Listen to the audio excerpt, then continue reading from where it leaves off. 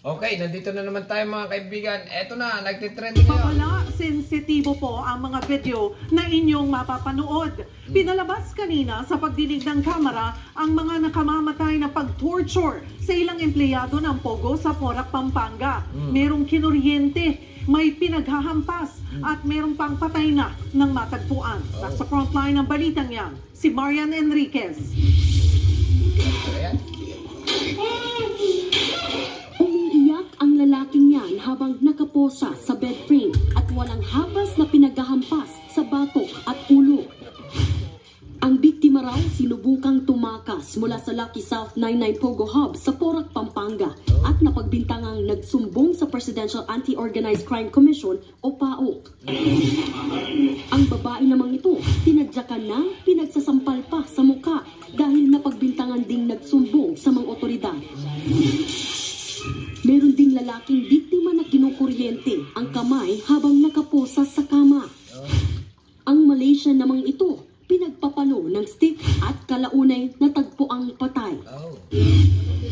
Ipinakita ang torture videos na yan sa pagdinig kanina ng House Joint Committee ng Public Order and Safety at Games and Amusements. Ayon kay Leyte 4th District Representative Richard Gomez, kailangan nilang ipakita ang mga video na ito para malaman ng lahat kung anong nangyayari sa loob ng mga illegal na pogo. Sobra na nangyayari sa Pilipinas. Okay, ang ilan sa mga nakaranas ng torture sa mga Pogo Hub humarap din sa pagdinig. 4 dyan ay sinagip na foreign nationals, habang ang isa ay Pinay. Ang isang Malaysian na sinagip mula sa Pogo Hub sa Bamban, Tarlac, bugbog sarado raw tuwing pumapalag sa utos ng mga opisyal sa Pogo. When I first day, you already give up my phone, my personal phone, and then I lost my contacts in the face. The time then torture me in the face. Ang matindi pa, napasok siya sa Pogo matapos ibenta umano ng mismong kaibigan niya sa halagang 300,000 pesos. Ang sabi sa kanya ng barkada niya, kakain lang tayo doon sa Baupo kasi Chinese New Year po yun. Pero ang nangyari po, ibinenta po siya sa halagang 300,000. Ganon, bininta, hindi niya alam. Pero hindi po niya alam. Kinuha po yung kanyang cellphone, tapos yun nga po, sinabihan na po siya na kung kaya mong mabayaran within 6 months, makakalabas ka po. Pero may mga pagkakataon po kasi na umaalma yung ating witness, kaya siya po'y nabubugbog. Ipinagtataka naman ng mga kongresista kung paano nakapasok ang mga dayuhang ito sa bansa. Ayon sa PAOK, nakapapasok sila gamit ang tourist visa. Ang naging problema nga po, pag nandun na po sila, grupo-grupong kino-convert yung kanilang tourist visas into working visas, pero fraudulent po yung mga kumpanya na kung saan nakapangalan po yung mga working visas po na yon. Sa parehong pagdinig na pag-alamang marami na ang kinanselang lisensya ng Pogo sa buong bansa. Ayon sa PAGCOR, ang higit 400 mga Pogo na kinansela ang mga lisensya ay maaaring nag-ooperate pa rin hanggang sa ngayon. Malamang. Okay, malamang mga kaibigan, yung mga kinansela po ko, nag-operate yan. Continue lang. Para sa isang mambabatas, responsibilidad, hindi lang ng national government, kundi lalo ng local government units at mga mayor na tiyaking mapasara ang mga iligal na Pogo.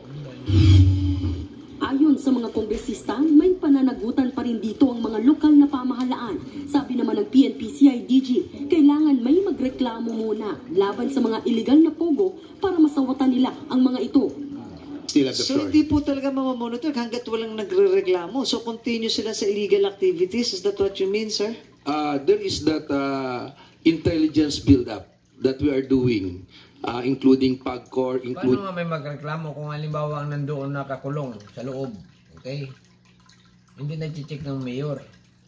Ako. Nakakulong ka sa loob, paano ka makareklamo? O, di ba?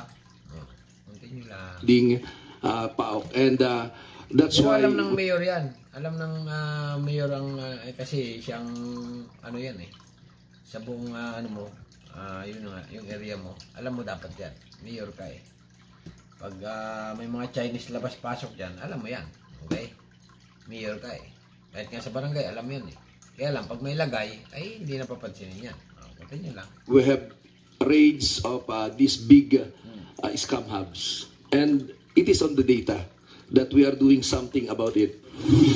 Aminado naman ang Department Department of Justice na talamak ang mga krimeng kinasasangkutan ng mga pogo sa bansa.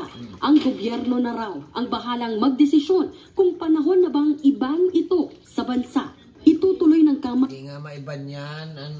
Gobyerno na nga nagsabi na hindi pwedeng iban dahil nga malaking tax ang mawawala sa Pilipinas. Okay, approve yung iban ba yung sa ito ba?